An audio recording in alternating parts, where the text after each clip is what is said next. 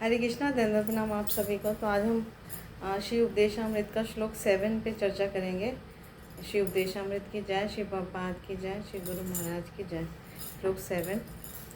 स्यात् कृष्ण नाम चरितादि सीताप्य विद्य पितोपतप्तरस्नस्य न रोचिकानो किन्त्वादरादनुदिनं खलु सैव जुष्टा स्वाद्विक्रमात् भवति तद्गतमूलहन्त्री। स्यात् कृष्ण नाम चरितादि सीताप्य विद्या पितोत्पतप्तरस्नस्य न रोचिका नु किन्त्वादरादनुदिनं खलु सैव जुष्टा स्वाद्विक्रमाद् भवति तद्गतमूलहन्त्री। अनुवाद तथा तात्पर्य श्री प्रभुपाद जी के द्वारा। श्री प्रभुपाद की जय। अनुवाद। कृष्ण के पवित्र नाम, चरित्र, लीलाएं तथा कार्यकलाप सभी मिश्री के समान आध्यात्मिक रूप से मधुर हैं। यद्यपि अविद्या रूपी पीलिया रोग से ग्रस्त रोगी की जीभ किसी भी मीठी वस्तु का स्वाद नहीं ले सकती, लेकिन यह आश्चर्य की बात है कि इन मधुर नामों का नित्य सावधानी पूर्वक कीर्तन करने से उसकी जीभ में प्राकृतिक स्वाद जागृत हो उठता है और उसका रोग धीरे धीरे समूल नष्ट हो जाता है। तो यहाँ पर श्री रूप गोसाई बहुत सुंदर समझा रहे हैं कि जो पीलिया से ग्रस्त होते हैं व्यक्ति, रोगी, उसको अगर हम मिश्री खिलाएंगे तो कड़वी लगती है उसको, और जबकि मिश्री का जो स्वाभाविक स्वभाव है वो मीठा है। तो लेकिन इसी प्रकार जो दशा है वो भौतिकतावादी व्यक्ति की है। जब व्यक्ति रोगग्रस्त होता है तो या अज्ञान में होता है तो भगवान के पवित्र नाम, चरित्र, लीलाएं या कार्यकलाप कुछ भी उसे समझ नहीं आता, अरुचिकर लगता है ना। जबकि ये सबसे ज़्यादा आध्यात्मिक रूप से ये मधुर है, बहुत ही मिठास है इसमें। तो जब सावधानी पूर्वक से भगवान के पवित्र नामों का जब कोई भी व्यक्ति निरंतर जप करता है, हरे कृष्णा कृष्णा कृष्णा हरे हरे, हरे राम राम राम हरे हरे, और ये जप निरंतर करता रहता है, इस कीर्तन को करते रहने से उसकी जीभ में प्राकृतिक स्वाद जागृत होता है। उसका रोग जो है ना, धीरे धीरे समूल नष्ट हो जाता है। जैसे पीलिया का जो रोग होता है, मिश्री कड़वी लगती है, पर धीरे धीरे जैसे वो स्वस्थ हो जाता है उसको मिश्री मीठी लगने लग जाती है। तो भगवान श्री कृष्ण के जो पवित्र नाम, गुण, रूप, लीला, धाम है वो सच्चिदानंद स्वरूप हैं। तो श्री प्रभुपाद जी तात्पर्य में समझा रहे हैं। तो स्वभावता वो सबको प्रिय लगना चाहिए, है ना। वो मिश्री से भी ज़्यादा मतलब उसकी तरह वो मधुर है। लेकिन अज्ञान जो है, अज्ञान के कारण कोई भी मनुष्य उसका स्वाद नहीं ले पाता, उसका आस्वादन नहीं कर पाता। तो धीरे धीरे, है ना, जब वो साधु पुरुष शास्त्र की संगति करता है, संग करता है और अपना जीवन में भक्ति को स्वीकार करता है, तो उसके हृदय में जो सुप्त कृष्ण भावनामृत है वो जागृत होता है ना। जैसे एक उदाहरण से समझा रहे हैं कि अज्ञान की तुलना पीलिया रोग से की गई है ना। पीलिया रोग में पित्त का स्राव होता रहता है, जिससे जीभ जो है वो मिश्री का स्वाद नहीं ले पाती, हर मीठी वस्तु से कड़वी लगती है। तो इसी प्रकार अविद्या या अज्ञान के कारण भगवान का दिव्य सुस्वादु नाम है, जो दिव्य नाम है ना, उनका रूप, गुण, लीला वो सारी शक्तियों को विकृत कर देता है अज्ञान या अविद्या। तो हमारा प्रयास क्या होना चाहिए कि इसी मनुष्य जीवन में अगर हमें बुद्धि मिली है, विकसित बुद्धि मिली है, ब्रेन मिला हुआ है, तो हमें उसको विद्या को प्राप्त करने के लिए प्रयासरत रहना चाहिए। अज्ञान को भगाने का हमें प्रयास करना चाहिए। तो जब हम धैर्यपूर्वक प्रामाणिक रूप से सुनेंगे, श्रवण करेंगे, अध्ययन करेंगे, शास्त्रों से साधु का संग करेंगे, तो हमारा ये अज्ञान, अविद्या धीरे धीरे नष्ट हो जाएंगे। और सबसे इम्पॉर्टेंट है भगवान का, जब हम दिव्य नामों का निरंतर सतत कीर्तन करेंगे तो आध्यात्मिक स्वास्थ्य लाभ मिल जाएगा। कृष्ण भावनामृत के नियमित रूप से जब हम अनुशीलन करेंगे, है ना, तो हमें वो स्वास्थ्य लाभ मिल जाएगा। जैसे एक पीलिया का रोगी स्वस्थ हो जाता है, तब उसे मिश्री खिलाओ तब उसे वो मीठी लगती है। तो भौतिक जगत में हम जो है वो कोई भी व्यक्ति कृष्ण भावना अमृत की बजाय भौतिक जगत की जीवन शैली में ही रुचि लेता है। कई लोग आपने मुँह से सुना होगा, खाओ पियो ऐश करो, ये जीवन थोड़ी दिन के लिए, है ना, इसको पूरा जी भर के जी लो। तो जब इस तरह का मानसिकता रहती है तो भगवान की भक्ति नहीं करता, है ना, तो वो वहाँ पे रुचि लेता है। तो वो अवस्था जो है, उनको तो लगता है कि हम बहुत एंजॉय करें, पर रियल में वो रुग्ण अवस्था है, रोगी की अवस्था है, ज्ञान अवस्था है। तो क्योंकि हमारी हर जीव की जो अवस्था है, सहज अवस्था, स्वाभाविक स्वरूप है भगवान का नित्य दास होना। जीवेर स्वरूप है कृष्णेर नित्य दास, कृष्णेर तटस्थ शक्ति भेदा भेद प्रकाश। हर जीव का स्वरूप है भगवान की दासता, भगवान की सेवा करना, नित्य दास बनना। और ये सनातन अवस्था है। तो इस स्वस्थ अवस्था कब कब हम भूल जाते हैं, मतलब हम कब रोगी हो जाते हैं, जब हम माया के चक्कर में फंस जाते हैं। माया हमें जब पकड़ लेती है तो माया का संसार दुराश्रय कहलाता है। तो इस कारण उसे लगता है, जीव को लगता है कि हम ऐश करें, पर रियल में वो जो है मिथ्या या मिथ्या भाव, मिथ्या ज्ञान में रहता है, मिथ्या क्योंकि गलत शरण में प्राप्त किया है उसने। तो इससे उसको बाद में लास्ट में निराशा प्राप्त होती है, यानी कभी उसको सफलता नहीं मिलती है, असफलता ही मिलती है। और जब मृत्यु का समय आ जाता है तब वो बहुत पछताता है कि मैंने अपना जीवन यूं ही व्यर्थ कर दिया, वेस्ट कर दिया, है ना। तो इसलिए बहुत अच्छा है कि आप जितना जल्दी हमें ये ज्ञान मिल जाए कि भगवान की भक्ति में ही हमारा परम स्वार्थ है ना। भगवान की पूर्ण शरणागति के लिए ही ये जीवन मिला है, भगवान की सेवा के लिए हमारा स्वरूप है भगवान की सेवा ही करना। क्योंकि हम सब शरीर नहीं है, आत्मा है, और भगवान कृष्ण के अंश है। हर आत्मा परमात्मा का अंश होती है। परमात्मा जो हमारे हृदय में है, जिसकी वजह से ये शरीर भी कार्यरत है। तो जब हर आत्मा, हर जीवात्मा भगवान कृष्ण की सेवा करते हैं, अपने हर अंशी की सेवा करते हैं, तभी वो परम सुख की प्राप्ति कर पाते हैं। तो इसका उदाहरण भगवद गीता में जगह जगह मिलता है। जैसे हमारा पूरा शरीर है, हम समझे तो शरीर में ये हाथ है, तो हाथ जो है, अगर हाथ सोचे कि लड्डू जो है वो मैं मुख में डालने की बजाय, यानी पेट में लड्डू ना जाए, मैं हाथ में ही बांध लूँ, हाथ से खाए, हाथ ही इसे खाए, तो हाथ में बांधो तो लड्डू खराब हो जाएगा, सड़ जाएगा। लेकिन अगर हाथ सेवा करेगा, मुख में डालेगा शरीर की, और फिर वो पेट में जाएगा, उदर में जाएगा, तो उदर में जब वो लड्डू पचेगा तो पूरे शरीर हृष्ट पुष्ट रहेगा, स्वस्थ रहेगा। तो इससे क्योंकि हाथ ने पूरे शरीर की सेवा किया है ना, उसने अपनी सेवा नहीं करके शरीर की सेवा की है, तो इससे उसको भी पोषण मिल जाएगा और अन्य सभी इंद्रियों को पोषण मिलेगा। तो इसी प्रकार हम अंशी परमात्मा के अंशी है, हर आत्मा परमात्मा का अंश है। तो हमें अंशी की जब हम सेवा करेंगे तो हम पूर्ण रूप से अपने आप ही परम प्रसन्नता को प्राप्त करेंगे। आशा हाथ लगेगी, सफलता हाथ में लगेगी और ये जीवन सफल हो जाएगा। तो और हम जो भौतिक जगत में जो जीवन संघर्ष कर रहे हैं, है ना, आए दिन आप देखो पूरा जीवन हम संघर्ष में बिताते हैं, तो वो संघर्ष खत्म हो जाएगा, क्योंकि हमारे जीवन का परम लक्ष्य हमें प्राप्त हो गया।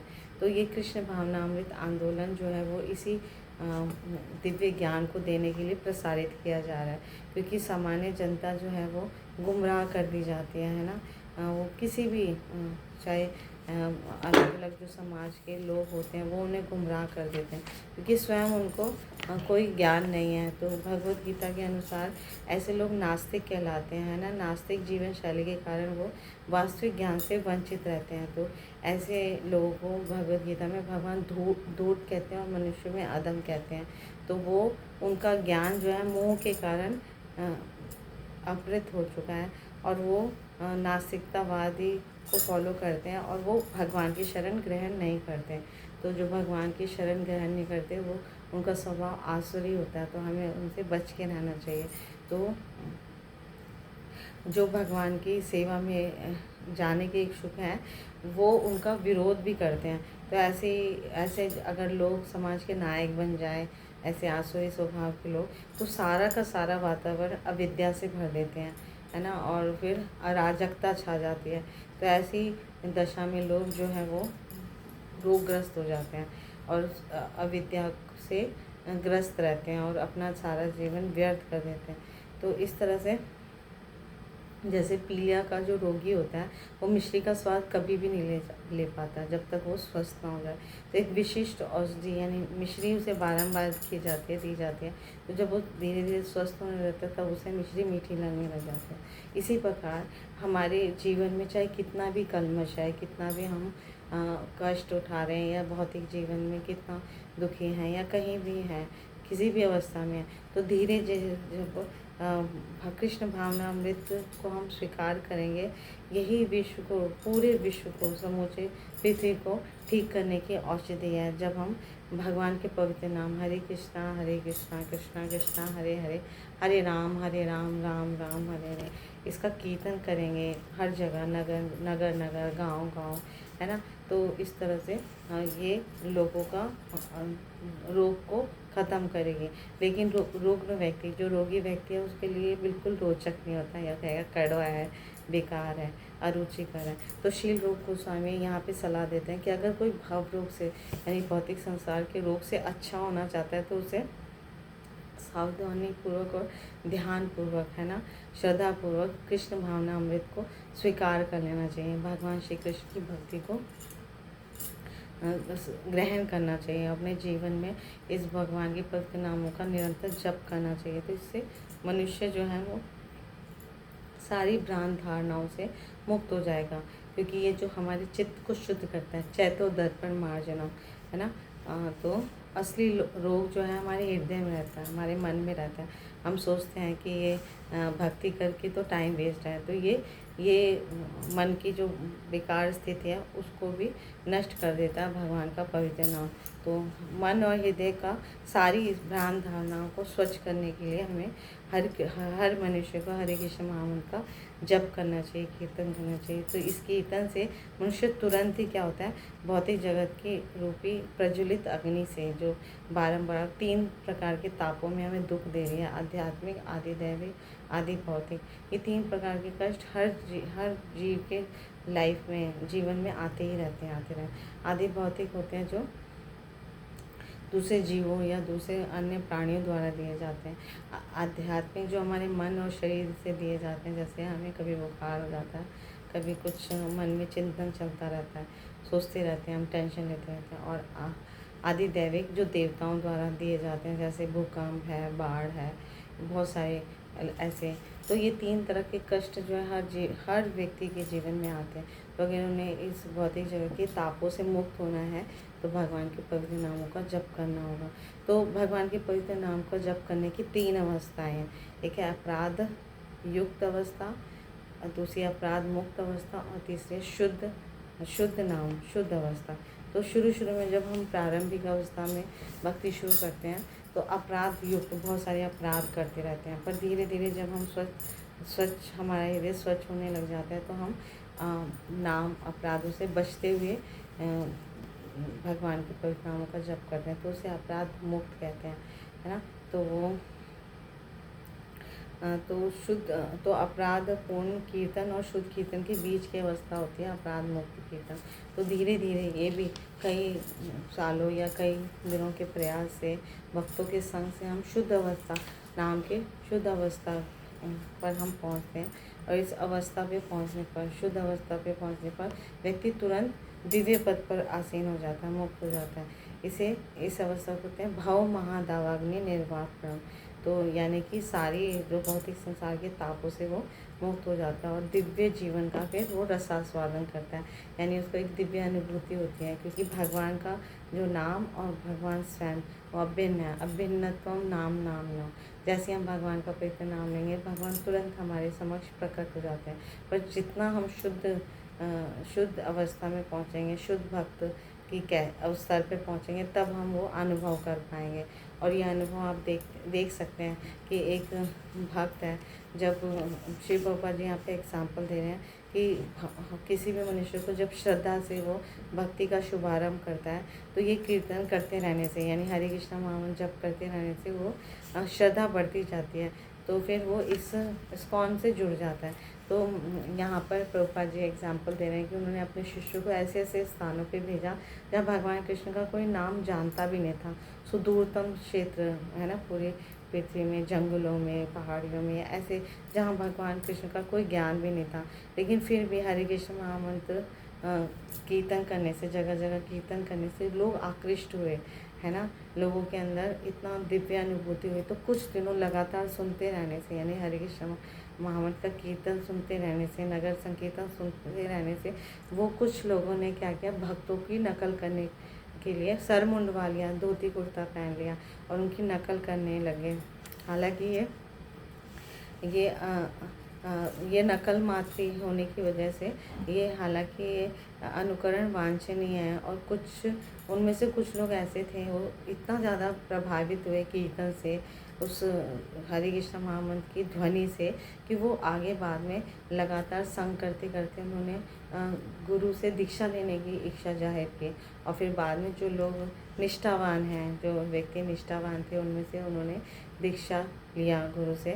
तो ये अवस्था भजन क्रिया कहलाते हैं, यानी कि नाम में निष्ठा हो गया, श्रद्धा हो गया, सुनते सुनते रहने से तो उसका भजन क्रिया स्टार्ट हो गया। अब वो साधन भक्ति में लग जाता है व्यक्ति, और धीरे धीरे जब वो हरे कृष्ण महामंत्र की 16 माला और 4 नियमों का पालन करते हैं, जैसे मांसाहार नहीं करना, मादक द्रव्य सेवन, नशा नहीं करना, है ना, अवैध स्त्री पुरुष संग नहीं करना और जुआ नहीं खेलना, तो इस तरह से ये 4 नियमों का पालन करें तो वो भगवान की भक्ति में सच में लग गया, सचमुच लग गया। और भगवान भी सब कुछ देख के बहुत प्रसन्न होते हैं और इस पर ऐसे भक्त पे अपनी असीम कृपा बरसाते हैं। तो भजन क्रिया से वो कोई भी व्यक्ति अपने जीवन के कलमश से मुक्ति प्राप्त कर लेता है, और फिर वो अपना जो है, अपना समय जो है तर्क वितर्क या अन्य कार्यों में बर्बाद ही नहीं करता, वो हमेशा भगवान की सेवा में लगते रहता है। तो इस तरह से वो करते करते अनर्थ निवृत्ति की स्तर पे पहुंच जाता है, यानी अपने सारे जीवन के जो अनर्थ हैं, फालतू के जो उसके जीवन में थे चीज़ें, वो सब नष्ट हो जाती हैं, अवांछित वस्तु से भी वो मुक्त हो जाता है। तो अब क्योंकि उसका कार्य जो होता है भगवान की प्रसन्नता होती है, तो इस तरह से जब वो भगवान की भक्ति करने में एक आसक्ति का अनुभव करता है, रुचि का अनुभव करता है, तो इस स्तर को कहते हैं भाव अवस्था। यानी अब वो भगवान की भक्ति का एक उल्लास से कर रहा है, अब सेवा है उसका, वो अपना कर्तव्य है, अपना एक रुचि जागृत होगी। जैसे एक माँ जो है वो बिना किसी अपेक्षा के एक अपने पुत्र की सेवा निरंतर दिन रात करती रहती है। वो ये नहीं सोचती पढ़ाओ के क्या देगा कहने, नहीं, एक निस्वार्थ सेवा करते हैं, दिन रात उसको प्रसन्न करने में लगी रहती है। तो उसी प्रकार एक भक्त जो है भगवान की जब सेवा में निष्ठा, श्रद्धा, वो रुचि जागृत कर लेता, तो एक अवस्था प्राप्त होती है भाव अवस्था। तो वो उल्लास के साथ वो भक्ति करता है और इस तरह से सारे भौतिक आकर्षणों से वो रहित हो जाता है। वो सिर्फ संसार की चीज़ें आकर्षित नहीं कर सकते।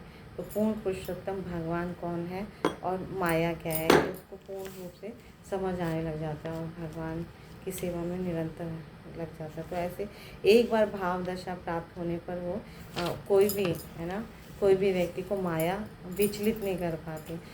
हालांकि माया हमेशा रहती है, तो जब तक वो भक्ति नहीं करता वो माया के चंगुल में फंसा रहता है। वो सोचता है कि ये संसार ही सब कुछ है और यहीं पर उसे सुख मिलेगा, सुख मिलेगा, जबकि वो कष्ट पाता है, संघर्ष करता है, उसका जीवन संघर्ष में निकला। लेकिन जैसे ही वो भगवान की शरणागति में आ गया, भगवान को से प्रसन्न करने की अवस्था में आ गया, तो अब माया उसका कुछ भी नहीं बिगाड़ सकती, बंधन नहीं बांध सकती। क्योंकि माया का अर्थ है भगवान श्री कृष्ण का विस्मरण, भूल जाना, भगवान को भूल जाना। जब तक जीव भूला रहता है तब तक वो माया के चंगुल में फंस सकता है। जैसे ही भगवान का स्मरण आता है, यानी भक्ति में वो अपने आप को लगा देता है तुरंत, यानी कृष्ण भावना अमृत को स्वीकार कर लेता है, तो माया उसे छोड़ देती है। तो माया और कृष्ण का उदाहरण हमारे शास्त्रों में प्रकाश और छाया से दिया गया है।